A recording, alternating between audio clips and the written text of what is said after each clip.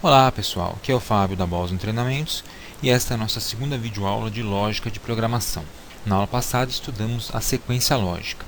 Nós vimos que para que as tarefas possam ser realizadas com êxito, elas devem estar ordenadas em uma sequência lógica. E as tarefas ordenadas nos levam à noção de algoritmo. Então vamos ver o que é um algoritmo. Bom, um algoritmo é uma sequência de instruções ordenada, finita e não ambígua. Prestem atenção nesses termos, ordenada, finita e não ambígua, que são executadas mecanicamente para executar uma tarefa. É como se fosse uma espécie de receita de bolo. Pensa numa receita de bolo. A receita de bolo ela é ordenada e tem uma série de instruções em sequência. É como se fosse um algoritmo. O algoritmo ele tem um fim, por isso a gente chama ele de finito. Quer dizer, ele acaba em determinado ponto. Ele geralmente se comunica com o mundo exterior, que é para capturar informações do ambiente e devolver informações processadas, e executa essas instruções em um tempo finito. Cada linha do algoritmo que você vai escrever deve executar uma única instrução. Então, para cada linha, uma instrução. Se eu tiver duas instruções para executar, eu coloco uma instrução em cada linha. E o algoritmo ele é não ambíguo. Significa que a instrução ela não deve deixar dúvidas sobre o que ela faz. Ela tem que ser direta. Assim você terá o algoritmo. Vamos ver um exemplo de algoritmo. Vamos montar um algoritmo, uma sequência lógica de instruções, para preparar um café, utilizando papel de filtro e uma caneca.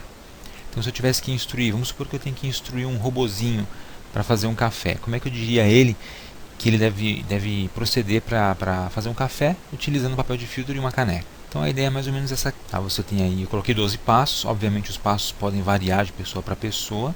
Uma característica dos algoritmos é essa, eles podem ser ligeiramente diferentes de pessoa para pessoa que escreve o código. Então, uma resolução possível é essa aqui. Pegue um coador, pegue o papel de filtro, coloque-o no coador, coloque o conjunto sobre uma caneca, pegue o pó de café no armário, coloque um pouco de pó no coador, ferva a água, despeje a água fervente no coador, espere a água toda escorrer, retire o coador, adoce o café e sirva o café. Essa é uma resolução possível para esse algoritmo fazer o café. Note que é possível inserir outras instruções aí no meio. E uma coisa interessante, muitas dessas instruções que foram utilizadas nesse algoritmo, por si só, elas são tarefas complexas e compostas. Então, por exemplo, ferva a água. Ferva a água é uma tarefa complexa. Eu poderia escrever um algoritmo inteiro especificando como se ferve a água. Então, essa é uma característica dos algoritmos brutos. E esses algoritmos eles devem ser refinados. Então, o algoritmo para fazer o café é funcional, mas ele tem muitas outras ações que devem ser realizadas. E muitas são, então, desdobradas em ações menores. A gente dá o nome técnico de ações não primitivas para essas ações que você pode desdobrar em ações menores, como, por exemplo, ferver a água. E ações que não podem mais ser desdobradas são chamadas de primitivas. É uma ação que, por si só, realiza uma tarefa e você não consegue quebrá-la em ações menores. Vamos ver um exemplo de refinamento. Ferver a água. Ferver a água, na verdade, poderia ser uma espécie de subalgoritmo, refinado dessa forma. Pegar a caneca, levar à pia, colocar sob a torneira, abrir a torneira, encher a caneca de água, fechar a torneira, levar a caneca ao fogão, acender o fogão e esperar ferver a água. Então veja que uma das ações do nosso algoritmo fazer café foi refinada. Ela foi subdividida em ações menores. E essas ações menores que vocês estão vendo ainda podem ser refinadas mais vezes. E a ideia, quando você for criar um algoritmo computacional, é isso. É chegar nas primitivas, é refinar o seu algoritmo, a sua ideia do fluxo do programa, até chegar em partes indivisíveis, que são as instruções primitivas da máquina. Dá um pouco de trabalho, mas é bastante funcional. E como é que eu represento o algoritmo, então? A gente está falando de refinamento, a gente está falando de algoritmo, de sequência de instruções. Como é que eu represento isso no papel ou no computador mesmo? Então, há várias formas de você representar o algoritmo. Você pode representá-lo através de fluxograma, através de um diagrama de Chapin ou português estruturado. Aqui no nosso curso a gente vai dar ênfase ao português estruturado, porque ele é bem próximo de um código de programação, de um código-fonte. Nós vamos trabalhar um pouco também com fluxogramas. Vocês vão ver vários fluxogramas ao longo do curso. E vamos ver o que é um diagrama de Chapin, mas na verdade nós não vamos utilizá-lo durante o curso. Então esses algoritmos que nós vimos, por exemplo, fazer o café, ferver a água, eles podem ser representados em fluxograma, diagramas ou português estruturado. Fluxograma. O fluxograma ele descreve o fluxo de dados e instruções usando desenhos geométricos. Tá? Então eu vou utilizar figuras geométricas desenhadas no papel, simbolizando entrada, saída e processamento de dados. O fluxograma é indicado para algoritmos de pouca extensão. Ou, se você tiver um algoritmo de grande extensão, você pode quebrá-lo em pedaços menores, pedaços modulares e desenhar fluxogramas para eles.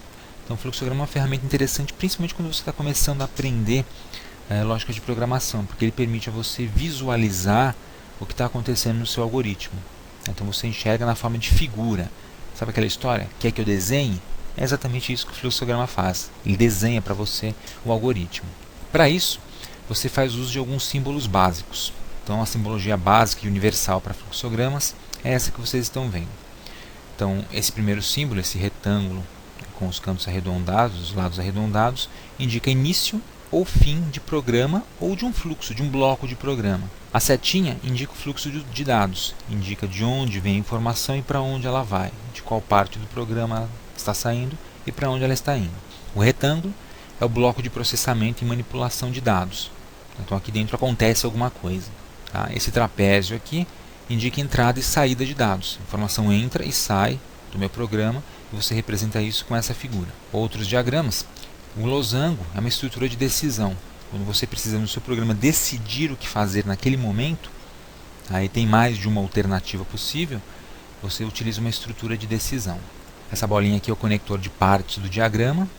Tá? Quando o diagrama é grande, você pode cortá-lo em partes e a bolinha simboliza que ele terminou num pedaço e continua em outro. E esse outro símbolo aqui é o conector de página.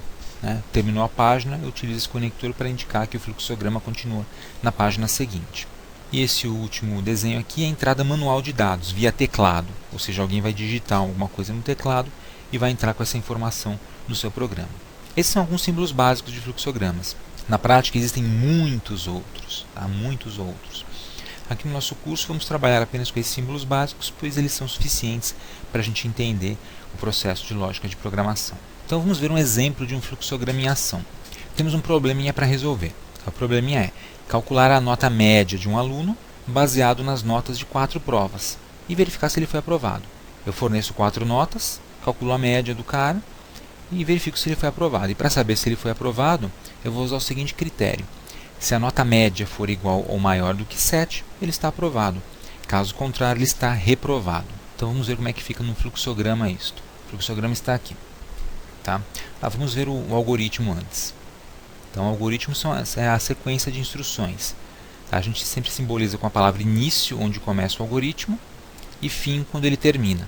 Então, início. O que eu preciso fazer? Quais são as ações da sequência lógica? Primeiro eu entro com as 4 notas, depois eu calculo a média, depois eu verifico se a média é maior ou igual a 7. Se for, eu apresento no vídeo a mensagem aprovado. Se não for, eu apresento no vídeo a mensagem reprovado. Então essa é a minha sequência de instruções para esse algoritmo. E o fluxograma fica assim. Símbolo de início de programa. Aqui a setinha de fluxo, indicando que do início eu venho para cá. Aqui o nosso símbolo de entrada do teclado. Então entro com as 4 notas. Tá? Digito as 4 notas no meu programa. Fluxo. Aqui o retângulo dizendo que vão acontecer tarefas, ações. Então aqui é calculada a média. Fluxo. Estrutura de decisão. Aqui eu pergunto, a média calculada é maior ou igual a 7? Sim ou não? A resposta sempre vai ser verdadeiro ou falso, sim ou não. Se sim, eu simbolizo com essa letra S, tá? Então eu vou ter um desvio para o lado de cá. E aí eu vou cair nesse fluxograma aqui com a mensagem aprovado. Tá? Então saída de dados, aprovado. Se não, se a média não for maior que 7, então eu vou cair nesse outro símbolo, que indica reprovado, que é a saída de dados, reprovado. Então decisão sim, saída de dados aprovado, não, saída de dados reprovado. Depois de exibir as mensagens na tela, dependendo do teste, eu sigo o fluxo de dados e chego aqui nesse símbolo de fim de programa. Então o fluxograma ele te mostra visualmente como é que está acontecendo o fluxo de informações e processamento no seu programa. É uma ferramenta bastante útil no começo, principalmente quando você está aprendendo a lógica de programação. Existe uma outra forma também de você representar um algoritmo por meio de figuras, que é chamado de diagrama de Chapin. Na verdade, tem um nome original, diagrama de Nasse-Schneiderman, que são os autores originais desse tipo de diagrama, mas ele foi ampliado por Ned Chapin. Ele substituiu o fluxograma tradicional que a gente acabou de ver por um diagrama de quadros. que vai apresentar uma visão hierárquica estruturada da lógica. Teoricamente, ele facilita a codificação do algoritmo e a representação de algumas técnicas especiais de programação, como a recursividade. Então, o diagrama de Chapin, para esse nosso programa do cálculo da média, ficaria assim. É um bloco, tá? Então, início, represento tudo sempre em retângulos. Leia as notas, eu chamei de nota 1, nota 2, nota 3 e nota 4, N1 até N4. Então, esse comando leia significa, estou lendo o que o usuário está digitando no teclado. Quem que está lendo? É o computador que está lendo, é o seu programa que está lendo, não é o usuário. Tá? O usuário está digitando e o computador está lendo as notas. Depois, soma, recebe o somatório das notas. Então eu somei as 4 notas e armazenei num local chamado soma. Veja esse simbolozinho, essa setinha aqui para a esquerda. Isso aqui significa atribuição. A gente lê assim, soma, recebe, N1 mais N2 mais N3 mais N4. Depois, média, recebe o conteúdo de soma dividido por 4. Veja que é um fluxo, eu vou assim, top-down, tá? Do primeiro para o último. Aí eu caio numa estrutura de decisão, tá? Que a gente está perguntando, a média é maior ou igual a 7? Sim ou não? Aí eu tenho a ramificação, como a gente tinha no fluxograma, também tem aqui no diagrama de Chapin. Se a média calculada for maior ou igual a 7, sim, então resultado recebe aprovado. Se não, resultado recebe reprovado. E aí eu mando escrever na tela o conteúdo de res, né, desse local res que tem a mensagem aprovado ou reprovado, uma das duas. E o comando escreva significa, vou escrever na tela, o programa vai escrever na tela o resultado, não é o usuário que vai escrever. Então o programa executa essa ação de escrever na tela. E aí eu finalizo o diagrama de Chapin. Então vocês viram nessa aula como codificar um algoritmo, tá, utilizando ações, como representá-lo em fluxograma e como representá-lo em diagrama de Chapin. Na próxima videoaula a gente vai falar sobre o português estruturado, que é a técnica que a gente vai utilizar na maioria das nossas videoaulas. Então é isso aí, pessoal. Espero que vocês tenham gostado desse vídeo. Aproveitem para se inscrever aqui no canal da Boston Treinamento, se vocês não forem inscritos ainda. E se já forem inscritos, cliquem no sininho aqui embaixo para ativar as notificações e assim serem avisados quando tivermos conteúdo novo postado aqui no canal. E se você quiser contribuir com a Boston Treinamentos, torne-se membro do nosso clube de canais. Temos o link aqui embaixo na descrição do vídeo e também o botão Seja Membro do YouTube com as instruções. E não deixe de acessar o nosso website www.bostontreinamentos.com.br, além de nos seguir nas redes sociais, que estão aparecendo aqui em cima. Obrigado e até a próxima!